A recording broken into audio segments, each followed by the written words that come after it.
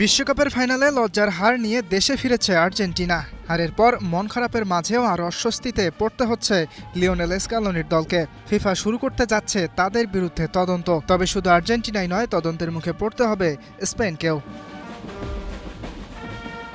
Match হারের পর স্পেনের ফুটবলারদের সাথে মারামারিতে জড়িয়ে পড়ে আর্জেন্টিনা। বিশেষ করে লিয়ান্দ্রো পারাদেস যা করেছেন তা ভালো লাগার কথা নয় খোঁজ আর্জেন্টাইন সমর্থকদেরও।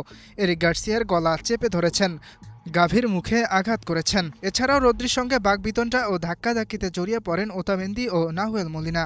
আর্জেন্টিনার সহকারী কোচ রবার্তো আয়ালাও আঘাত করেন স্পেনের দানি অলমোকে। ফাইনালের পর ঘটে যাওয়া এই অনাকাঙ্ক্ষিত ঘটনাগুলো নিয়েই এবার তদন্তে নামছে ফিফা। ফুটবলের নিয়ন্ত্রক সংস্থাটি জানিয়েছে, স্পেন ও আর্জেন্টিনার মধ্যকার বিশ্বকাপ ফাইনালের ম্যাচ রিপোর্ট পর্যালোচনার পর ফিফার ডিসিপ্লিনারি কোডের ৩৬ নম্বর অনুচ্ছেদ অনুযায়ী তদন্ত কার্যক্রম শুরু করা হয়েছে। ম্যাচ ও ম্যাচের পরের ঘটনাগুলোতে শৃঙ্খলাভঙ্গের অভিযোগ খতিয়ে দেখতে ফিফা একজন ডিসিপ্লিনারি অ্যান্ড এথিক্স প্রসিকিউটর নিয়োগ করেছে। তদন্তকারী প্রতিবেদন জমা দেওয়ার পর এ বিষয়ে পরবর্তী সিদ্ধান্ত এবং বিস্তারিত তথ্য প্রকাশ করা হবে। তবে তদন্ত শুরুর জন্য কোনো সময়সীমা বেঁধে দেয়নি ফিফা।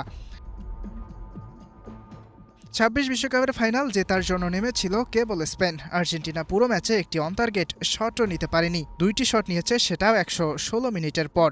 বিশ্বকাপের ইতিহাসে অন্যতম একতরফা ম্যাচ ছিল এটি। ইয়াসির আরাফাত সবুজ, স্টার প্লে।